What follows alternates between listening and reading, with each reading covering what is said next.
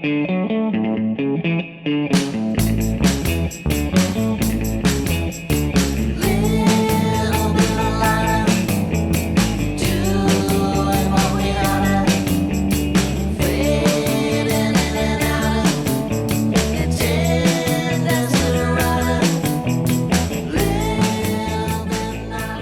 band you're hearing is Secret Monkey Weekend from their fantastic 2022 album, All the Time in the World, produced by Don Dixon.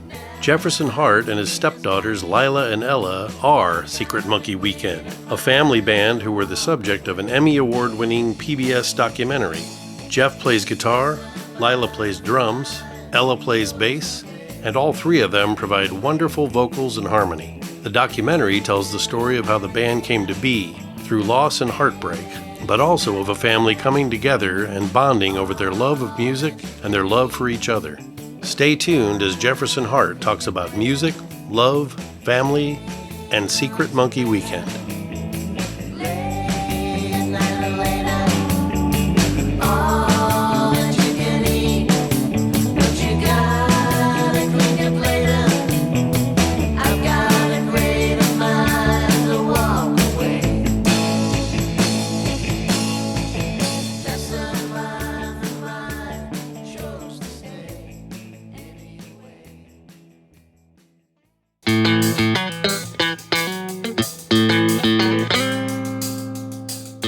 You're listening to Frets with DJ Fey. No lessons, no technique info. I just talk to people who play guitar. Stay tuned.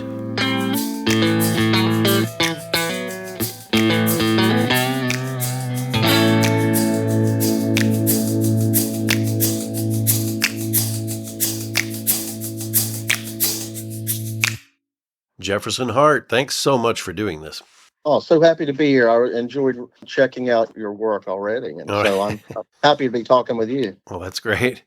Well, I have a lot I want to talk with you about, but before we get into that, I want you to know I have had All the Time in the World playing in heavy rotation for quite a while now in my car and at home with the headphones. The first time I heard that album, I knew it would be one that I'd put on whenever I was having a crummy day or if I was depressed. It's just one of those that I end up singing along with. It just makes me happy and puts me in a great mood. So I love that album. I really do. It's great. Well, thanks. We were in a good place when we made it. So I think the happiness kind of spilled forth and somehow reached the ears that it was intended to reach.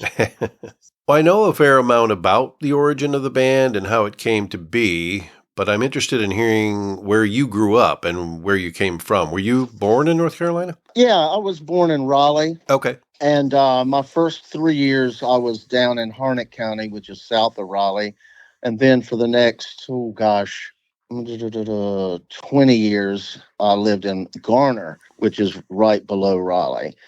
So basically, I mean, like when I went to college at NC State, it was only about a 15-minute drive. So that tells you how close our small town was, a small town suburb of Raleigh. Well, can you remember what music you were hearing and listening to in those early years? Oh, yeah, it's clear as a bell. I remember hearing when it was a hit, and I guess I could go back and look at the chart, but Lonnie Mack had a hit with Memphis, Tennessee. Nice. By Chuck Berry. And I remember the Beach Boys, and I definitely remember Surf City. I guess that was Jan and Dean. Jan and Dean. Yeah. I mean, seriously, I was probably 3 years old, or 2.5, but I remember those. And then by the time I was, 4 or 3.5, the Beatles were everywhere on the radios. And I grew up in a very cool part of the state where our AM radio station played what was top 40, regardless of what format. And I would hear what they would call North Carolina beach music. I would hear soul, rhythm and blues, rock, pop, a little bit of country would seep in. But yeah, it was, I was very fortunate. I think it's not too different than the kind of station that Mitch Easter and Peter Holzapfel and Chris Stamey grew up with in their town of Winston-Salem. What age did you first pick up a musical instrument? It was probably 5th grade where everybody had to learn to play a song. Gosh, it was some traditional song that we had to learn on recorder because we went to the symphony and had to play it with like 1,000 other kids. But I was improvising. I was making up my own songs. Not my own songs, but I was playing other songs by ear on the recorder. So I must have developed or discovered that I had an ear for it, even though I'd never been instructed. So, gosh, fast forward about 7 years, I was a senior in high school and I picked up guitar literally because a friend of mine was about to throw it in the trash can because it didn't play. So I rescued an acoustic guitar, a Stella, which was really hard to play, but I stuck with it. And that was my senior year, last semester. So by graduation, I was already playing guitar at the beach. Wow. Well, I do want to talk about the late Matt Brown. And for the listeners, Matt was a good friend of Jefferson and a great drummer who at one point toured with Grant Hart of Husker Du and was in a band with Jefferson. How did you guys meet? I remember meeting Matt when one of the bands he was in on a bill with mine, and Matt had, I don't know if it was a long sideburns or what. He was bald mostly, but he just had a very threatening look. And then we were sharing his drum kit, and I realized he was like this big teddy bear of a guy. And of course, he was very renowned as a drummer and even a bass player too. But eventually, I became buddies with him, and he played in a Kinks band that I had. We formed a band that all we did was Kinks, and he named it. It was called the Kinksmen. I love that. But not only was he a fine musician, but the thing that to this day, even though he's been gone 13 years, is that he was just such a lovable, easy to get along with guy. You could not think of a more compatible, friendly guy to be in your band, and easygoing. And turns out both Ella and Lila have that trait, and especially Ella, because I don't know, Lila's the drummer, but Ella's the one that seems to have his personality the most. Well, I'm a big fan of the Kinks, borderline fanatical about them. I even visited their childhood home in Muswell Hill. Oh, my. Yeah, about 10 years ago, we were over there, and I was just determined to, I don't know, I thought it would be really cool to just see that little home on Denmark Terrace on Fortis Green. It was right across the street from, and I did go have a pint or two at the Clissold Arms, where they played their first gig across the street from their house. Oh, my God. Yeah, it was really something. That was the band that I was in with Matt. That was my second Kinks band. Oh, wow. The first Kinks band was about 30 years ago. We were called the Dedicated Followers. Oh, I love that. And then I got the itch to do it again, and we did the Kinksmen. And then after Matt died, we carried on for a couple of, maybe a year and a half. And then I decided one more time to form another Kinks band, and it was called the Well Respected Men. And I got Peter Holzapfel to share lead vocals with me in that. And he played keys. Yeah, even while I was roaming around that area, I did go to the Archway Tavern where they shot the cover of Muswell Hillbillies and all that stuff. That's all been since I was there. I think they remodeled it. Unfortunately, I was kind of hoping, it would be kept the same way it looks on the gatefold or whatever. Right. But the outside of the building is very cool. It's a really cool old establishment. Right. Yeah.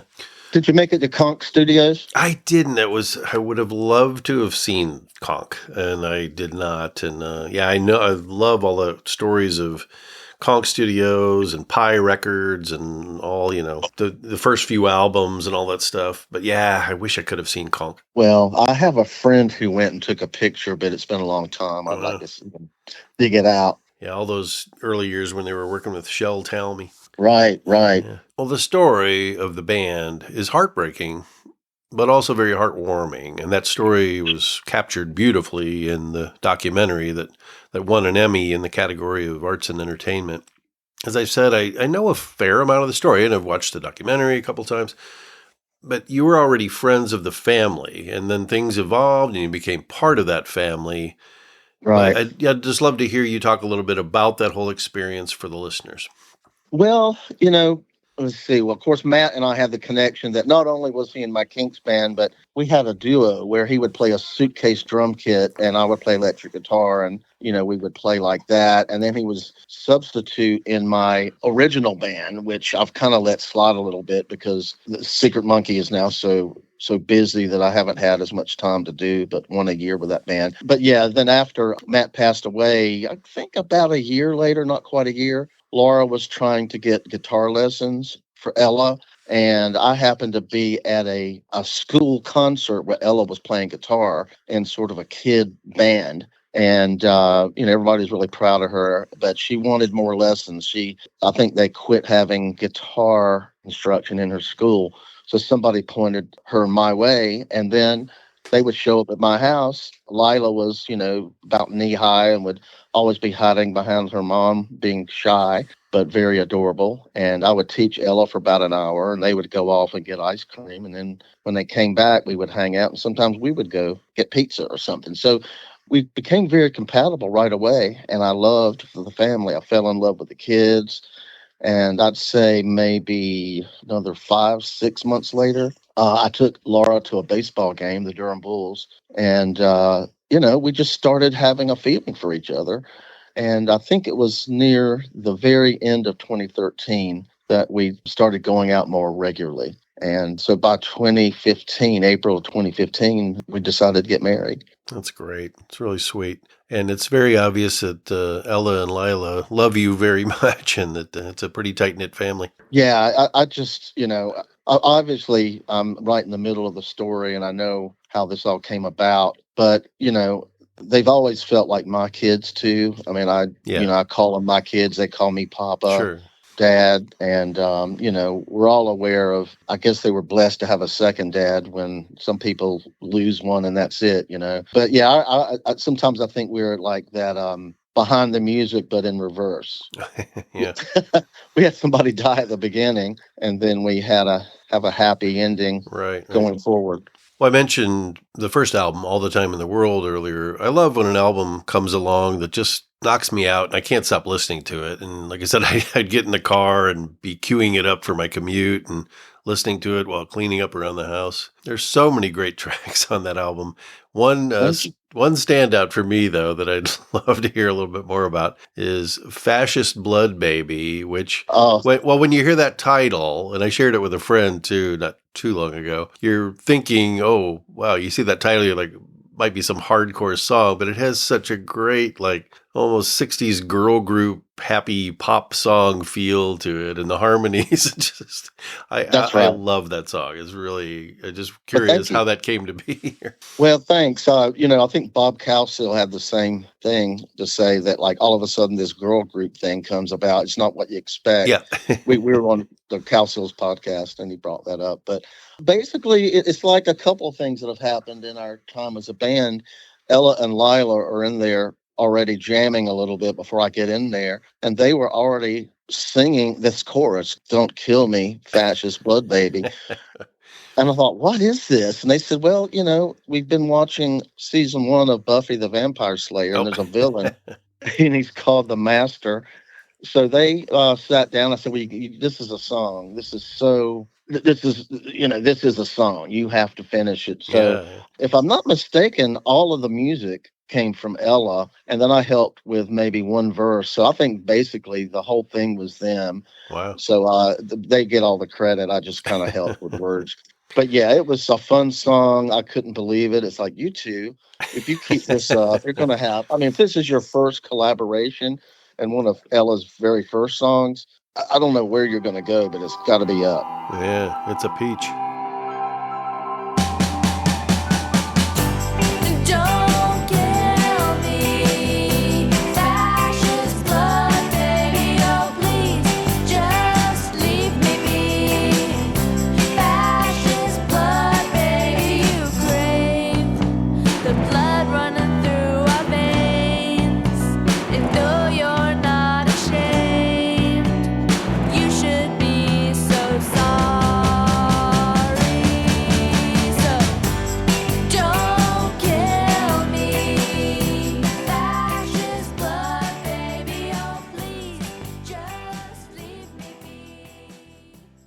Stay tuned. We'll be right back. Hey, I want to talk about Plug. Plug makes it easy for you to purchase the personal technology you need at 40 to 70% off retail pricing. What can you get from Plug? Certified pre-owned devices including iPhones, Androids, AirPods, Macs, smartwatches, accessories, and more. I originally didn't even want an Apple Watch, but I got one from Plug and I love it. I wear it every day. Your purchase is backed by their unmatched 1-year warranty and a 30-day money-back guarantee. One more very cool thing, Plug is dedicated to helping reduce e-waste around the globe. To date, Plug has helped save over 1 million devices from reaching landfills. And they're looking to double that number by 2025. Link to plug from the show notes and check out all the great deals and savings on certified pre-owned devices. Plug Tech. Check it out.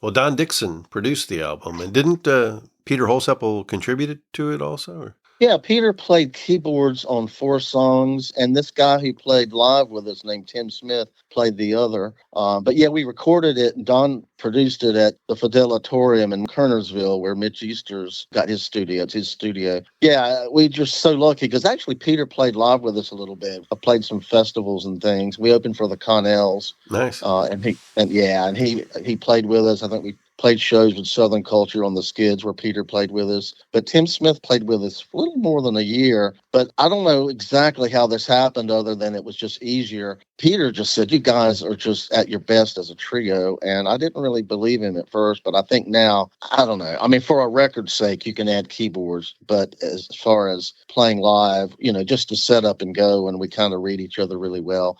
So when you see us live, for the most part, we're mostly a trio, although we might have a support player now and then. Mm-hmm. Nice. Well, Peter was on the show a couple times, and I just talked with Don Dixon and Marty Jones recently. Oh, super. They were great. Yeah, we met them early on.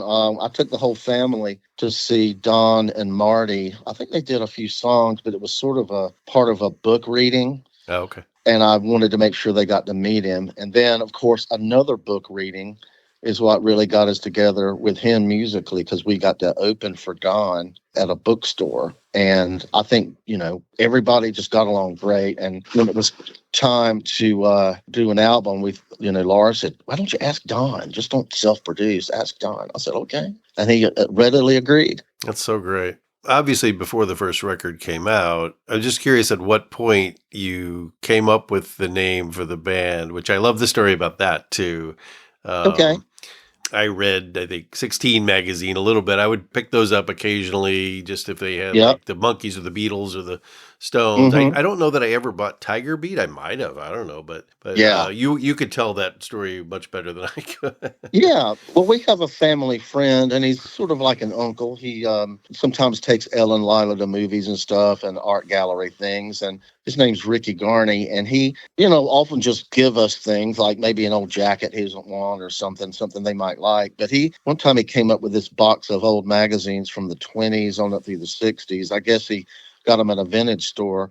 And there was a Tiger Beat from the summer of 1967, and on the cover was Davy Jones and the rest of the Monkees in smaller pictures. And on the cover, there are all these little titles of the articles, and one of the articles was Secret Monkey Weekend. Like you could win a weekend with the Monkees or something. Something like that, or the editor's weekend with the Monkees or something.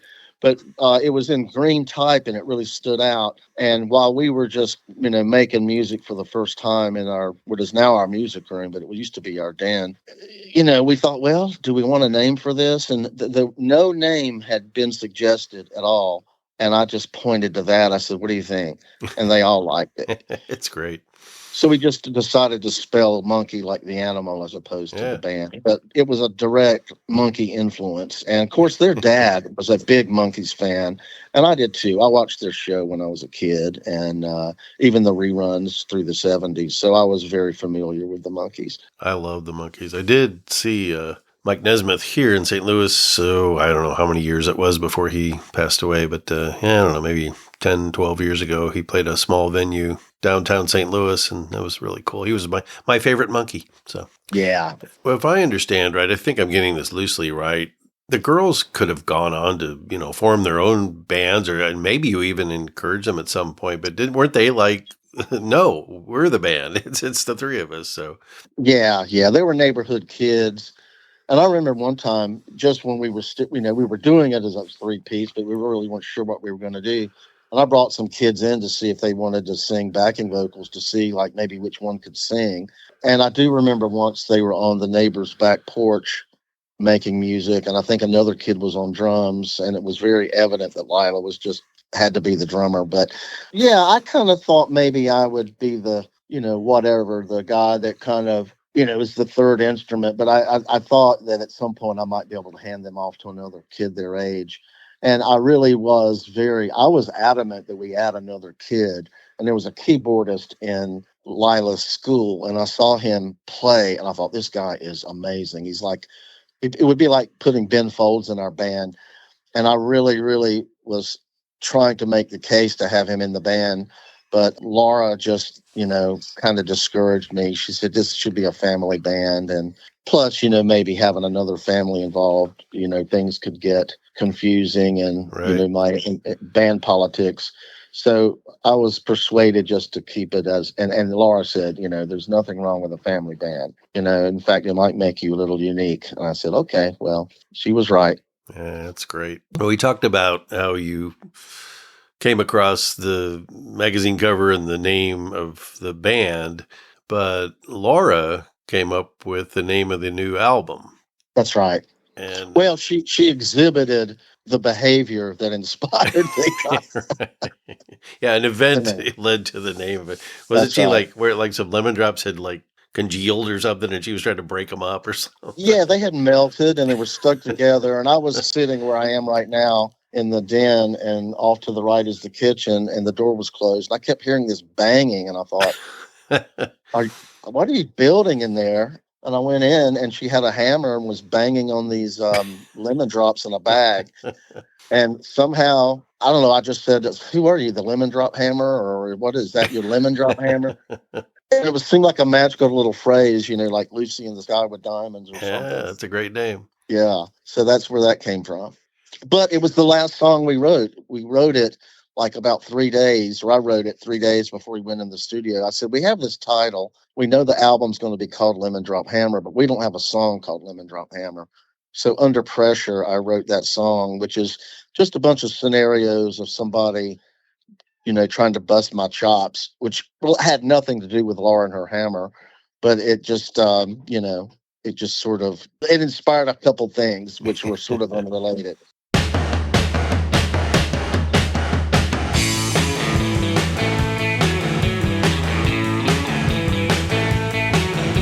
My daddy is rich, my mama's a saint.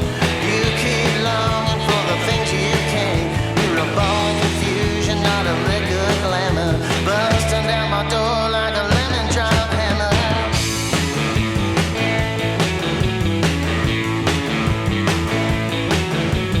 You should be ashamed, you should be asleep, and I can tell that it's you by the way you come a creeping. You're spilling my drinks and I stump and stammer.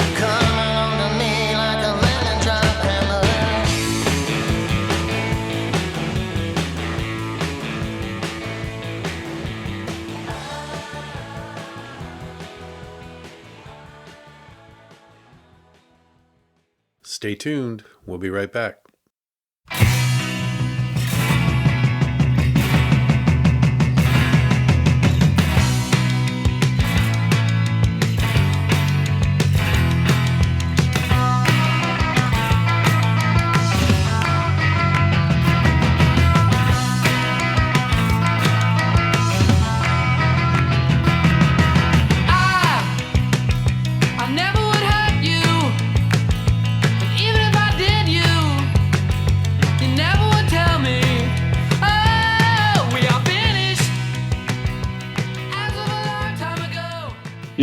When you hear Hello Susie by The Move, and it's like, oh man, that's just the best. And so like Rittenhouse did half of the Shazam album, including Cherry Blossom Clinic Revisited, note for note. And we did it great. We did it really great. And I think that there's people that know those records simply because we played them.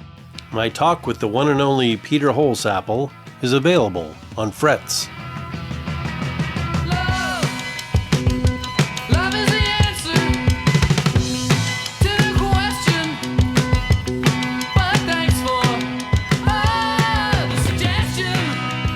I know I don't get it all. Yeah, I know I don't know anything. Hello, everybody. This is Jefferson Hart, and you're listening to Frets with DJ Fey. Well, Don Dixon produced the new album, too. That's right. That's right. And are there any additional musicians on this one?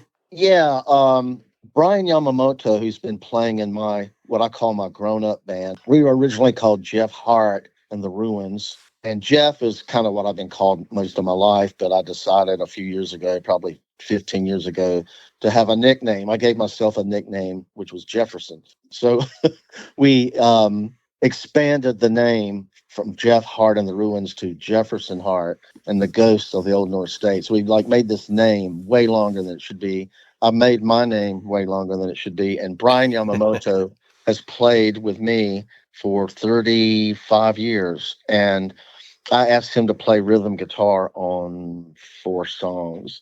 So if you hear some chugga chugga chugga guitar, that's probably him. Okay.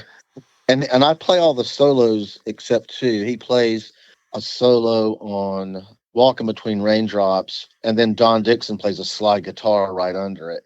Oh, sweet. So, yeah. So basically, I played all the guitar except for those two. But those, they're both marvelous guitar players. So, Yeah.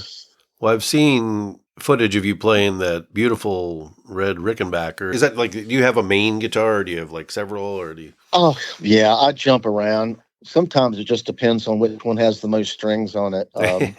Yeah, I jump between. There was a time where I was really heavy into Stratocasters, and then I was playing Gretches a lot and Rickenbacker. I try to have two guitars at a show in case I break a string. I rarely do break a string at a show, but lately I've been sort of leaning towards Telecasters. There's something timeless about the design, the look, the feel. And, and Fender has been coming up with some modifications, like combining two pickups to sound like a humbucker, Yeah. or thickening a sound. So it seems like lately my Telecasters have been the guitar of choice. But yeah, I love my Rickenbackers and I love my Gretches. Someday I'd love to have a Rickenbacker. I do have a Telly. Yeah, I've had that one for quite a while now. I love that too. They're timeless. They just, Yeah, I mean, a Stratocaster. Everybody knows the glory of the Stratocaster, but Sure. it seems like I tend to like that quacky second position sound. But because when I use that, it's hard for me to make it not sound like any other thing. So it's oddly enough, I feel like with a Telecaster, I can maybe with a pedal or something color the sound a little bit, whereas a Strat, it just always sounds like a Strat. And because I'm the only guitar player in the band, I like to have a little more variety, and so it doesn't sound like the same thing over and over. Right. Well, yeah, tonight's an off night, right? You played last night, but I think you don't. No shows tonight. No, we don't play again till June 1st, which is our record release party at Cat's Oh Cradle man. in Chapel Hill, Carborough. Yeah, I mean, I already know I would never be able to make it. Just my schedule's a little nuts, but man, I'd give any. I've never been to the Cat's Cradle, but I would love to be there for that album release party. Oh, thank you. It's a beautiful place, and they have this back room, which is maybe about half capacity. That sort of some of the smaller local bands play, and that's where we're playing. Of course, the venue has a 55-year-old history, 56 years now, but we are hoping to get a booking agent. We've been booking all of this ourselves, and it's a major, major task, and it takes so much time and energy. But we are definitely planning to head to the Midwest. Oh, nice. So maybe we'll be coming your way next year. Oh, great. Yeah, a lot of good venues here. Well, as time goes on, I'm realizing a lot of the people who have been guests on this show are from the North Carolina music scene. And been like Florida Store and Peter Holsapple. Mary Huff and Rick Miller were on a while back. Oh, sweet. Yeah. We've got a podcast that we've been sort of doing on an irregular basis, and I've been in touch with Mary and Dave, the drummer from that band, and we'd love to have all three, but those are the two that we have direct lines of communication with, and we love them. I think when we play with them in June, that will be maybe our fifth or sixth show with Southern Culture and the Skids. They're so great. Yeah, I used to see them at pretty small venues here in town long time ago, and then saw them, I think it was a couple years ago at the Duck Room, which is here in St. Louis. And yeah, after the show, I just went over to talk to him, and I was like, man, I would love to have you guys on the show. And they were so sweet. And the next thing I knew, Mary was calling, and we did a really fun episode with those guys. They're a lot of fun. And I did notice, I noticed that you guys had played with them, and you had another show coming up with them. Yeah, they've been very sweet to us. Dave was a friend of Matt and the family, and he's somebody that when Ella got a new drum kit, we kind of asked him to come have a look at it and Oh, wow. sort of help us, tune it and stuff. And actually, Will Rigby too came by and helped us out Wow. from the DBs. But yeah, Mary, the first time we ever played with Southern Culture on the Skids, Mary gave a set of drumsticks that had Clem Burke's autograph on it. Oh, wow. So, now that he's passed on, I mean, it Yeah. takes on a little more meaning. But that was just a super kind thing for them to do. And Dave has been very generous with his time. He's been over to the house, like I said, a few times to help Lila with some technique and stuff. That's great. Yeah, I was very sad to see the news about Clem Burke. I saw Blondie, I think a little over a year ago, or I don't know, in last couple of years up in Chicago. The Damned opened up for Blondie, and that was a really great show. Sadly, I never got to see him play. We learned about his death while we were on a podcast. We were just really? doing an interview, and I think actually Lila knew it before anybody else, and that's how I learned, was from Lila on the podcast. I thought, my God, I didn't know that. Well, I just started following that podcast, so I'm going to I got some catching up to do. So. Yeah, we just had Peter Holzapfel, and we had the Cow Seals a few months back. We're going to have Dennis Dykin from the Smithereens on our podcast. Oh, nice. Very nice. He's our next. I think it's next week and a half from now. Yeah. That is great. We're playing. I hate booking shows. It's such a chore, but we worked really hard, and even though we didn't have a lot of shows immediately after our record release in early June, turns out we've filled up the calendar a little bit, as busy as we could be anyway as a family. And then all of a sudden July is kind of okay, we catch our breath. But in August we start heading up northeast. We're heading so I guess anybody who's listening, go to secretmonkeyweekend.com and you'll see our tour link, and it shows that we'll be in, I think we start in Chapel Hill and go to Richmond, then to DC, Baltimore, Swarthmore, possibly Philly, Montclair, New Jersey, Jersey City, and maybe even New York City. We haven't nailed that one down yet, but I think we're playing with a band that helped us book about half of that, a guy named Mike Farmer, and the band is called Professor Fuzz, or Prof Fuzz 63. And they're a garage rock trio, and they're a family too, except their kid is a good bit older than Ella. But yeah, it's like a husband and wife and their son who's the drummer. And they kind of sound like the B-52s, except more garage rocky. Wow, I like the sound of that. So yeah, we'll be up there in all of August, starting basically August 9th up through the 16th. We'll be just pointing north and heading up the East Coast. Well, I hope you have a restful weekend after you played so many shows, and you get a little break, it sounds like, before you get more shows coming up. Yeah, we rehearsed really hard for that last one, and I just, I actually went up and threw the baseball a few days ago, and it was so hot and humid that after I threw some really long ones, like if I'm throwing from third to first, it wore me out. I could not believe how winded I was. So I thought I better be careful about getting, worn out from exertion. And turns out it was just as humid, if not more. And I thought, my God, I can't believe how beat up I am. Well, wasn't that a desire of yours at one point, to be a professional baseball player? Yes. Oh, my God. I was so focused on that. It was just my dream. And, back then, I don't know, I just didn't have anybody encouraging me. And I don't know, for some reason, I just let it go and went straight to music. So I think probably the baseball disappointment led me into the music, which, I'm still doing, whereas I couldn't be a star ball player at the age I am now. So yeah, you can make music for as long as you want to. That's right. Well, Lila and Ella are what, like 17 and 22 these days? Let's see. That's exactly right. Okay. Ella will be 23 in November, and Lila will be 18 in September. Yeah, okay.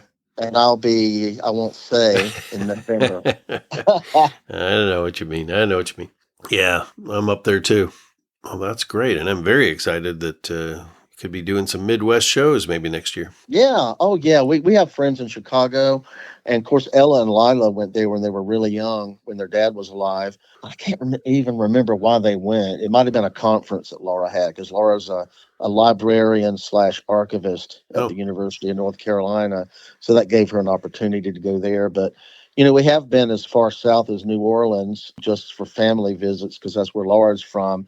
But we're going to make our first Mississippi stop in October. We're going to be on the Thacker Mountain radio show, something Tim Lee from the Windbreakers put together. Huh.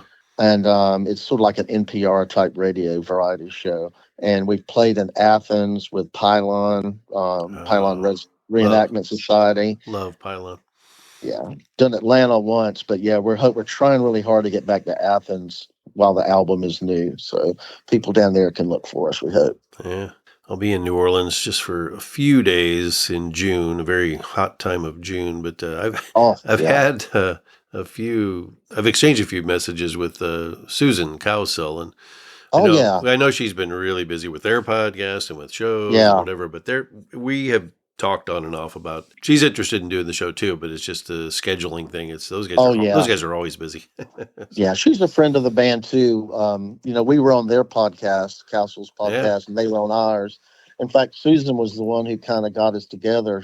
I just kind of wrote her out of the blue, but because she has some contacts to people we have here.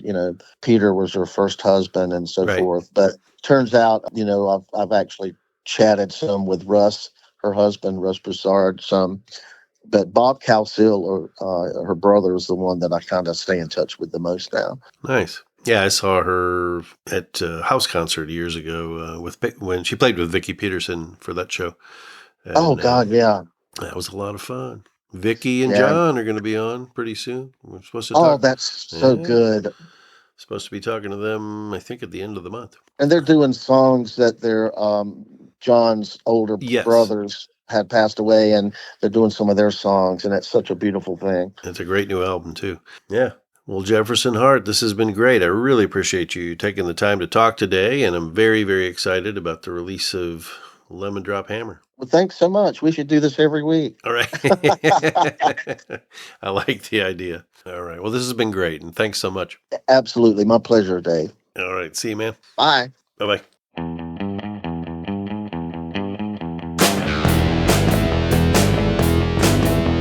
Secret monkey Lila sitting in a tree, banging on a tambourine and waving back at me. She did the monkey, the secret monkey. Monkey to the left, monkey to the right. Do the secret monkey and hang on tight now to the monkey. Secret Monkey Weekend's new album, Lemon Drop Hammer, releases June 6th. You can find a link to purchase all of their music in the show notes to this episode. Thanks so much for listening to Frets, and as always, stay tuned. Monkey